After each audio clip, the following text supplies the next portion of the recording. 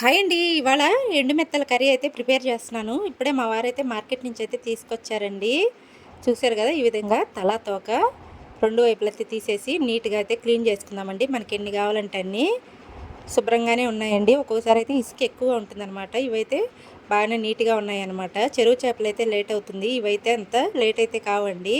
తలా తోక తీసేసుకోవడమే. ఈ విధంగా అయితే తీసేసి క్లీన్గా ఇప్పుడైతే కర్రీని అయితే ఎలా ప్రిపేర్ చేసుకోవాలో ఇప్పుడైతే చూసేద్దామండి. చూసారు కదా, నీట్గా ఉన్నాయన్నమాట. ఇప్పుడు వీటిని ఫ్రై చేసేద్దామండి, వేయించేద్దాం. ఊరికే కడాయి పెట్టేసి కడాయిలో ఎండునెత్తలు అయితే వేసేసి మొత్తం అంతా వేయించేసుకుందామండి. ఊరికే కడగలేదన్నమాట ఇంకా ఇవి. ఇప్పుడు వేయించిన తర్వాత వాటర్లో వేసి ఒక 15 మినిట్స్ ఉంచి తర్వాత క్లీన్ చేసుకుందాము. చూసారు కదా, ఇవి ఎండునెత్తలని బాగా అయితే ఫ్రై చేసేసి వాటర్లో అయితే వేసేసుకొని మళ్ళీ కడిగేసుకొని కడాయి అయితే స్టవ్ మీద పెట్టేసుకుందాము. ఈ విధంగా వేయించడం వల్ల పచ్చివాసన పోతుంది, ప్లస్ ఇసుక ఏదన్నా ఉంటే రాలిపోతుందండి. వేడి చేయడం వల్ల మనకి అప్పుడు ఈజీగా అవుతుంది అన్నమాట ప్రాసెస్ కూర చేసుకునేదానికి. ఇప్పుడైతే కడాయి నీట్గా చేసేసుకొని మళ్ళీ కర్రీకి అయితే ప్రిపేర్ చేసుకుందామండి. కడాయి పెట్టేసుకొని ఒక 3 స్పూన్ల వరకు ఆయిల్ వేసేసుకుందామండి. కొంచెం ఆయిల్ ఎక్కువే పడుతుంది. ఆయిల్ వేసేసుకొని ఆవాలు, జీలకర్ర, మెంతులు వేసేసుకుందాం ఫైనల్గా.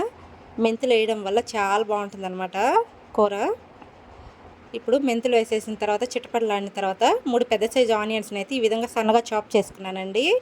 3 పెద్ద సైజు ఆనియన్స్ ముక్కలు, 2 రెబ్బల కరివేపాకు వేసేసి బాగా బ్రౌన్ కలర్ వచ్చేంత వరకు ఫ్రై చేసేసుకుందాం ఆనియన్స్ని.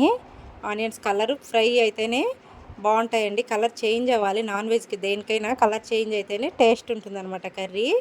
ఆనియన్స్ అయితే కలర్ చేంజ్ అయ్యాయి. ఇప్పుడైతే 1 స్పూన్ వరకు అల్లం వెల్లుల్లి పేస్ట్ వేసేసుకొని మొత్తం అంతా బాగా మిక్స్ చేసేసుకుందామండి.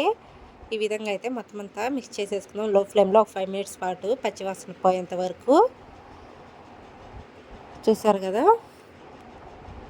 ఇంకా ఆల్మోస్ట్ అల్లం పేస్ట్ కూడా పచ్చివాసన పోయిందండి. మంచి స్మెల్ వస్తుందన్నమాట. ఇప్పుడైతే కట్ చేసుకున్న టమాటా ముక్కలు వేసేసుకుందాము. 2 పెద్ద సైజు టమాటాలను అయితే తీసుకున్నాను.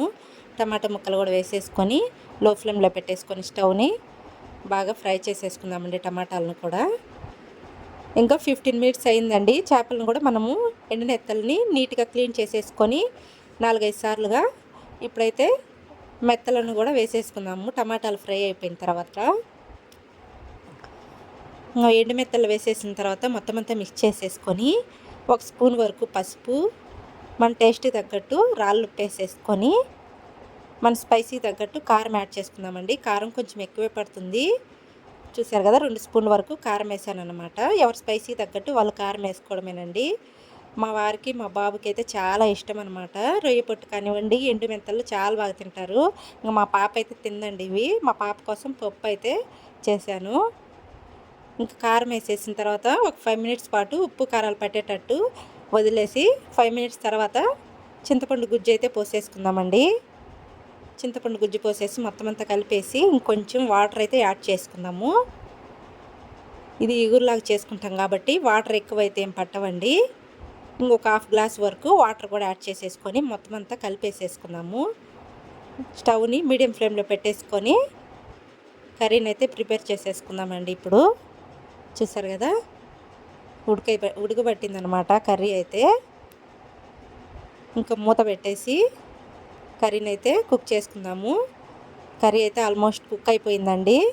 ధనియా పౌడర్ యాడ్ చేసేసుకొని ఇంకొక 5 మినిట్స్ ఉంచేసి కర్రీని అయితే ఆఫ్ చేసేసుకుందాము. చూసారు కదా, దగ్గర పడిందనమాట పులుసు. ధనియా పౌడర్ వేసిన తర్వాత ఇంకొంచెం ఏదన్నా పులుసున్నా దగ్గర పడుతుందండి. చాలా బాగుంటుంది అనమాట. ఇగురులాగా అయిపోతుంది అనమాట. చూసారు కదా, ఆయిల్ అంతా సపరేట్ అయిపోయిందండి కర్రీ నుంచి. ఫైనల్ లుక్ అయితే ఇది. ఈ వీడియో మీకు ఎలా అనిపించిందో చిన్న కామెంట్ అయితే చేసేయండి. ఫస్ట్ టైం మన ఛానల్ ఎవరైనా చూస్తున్నట్టయితే ప్లీజ్ సబ్స్క్రైబ్. బాయ్ అండి.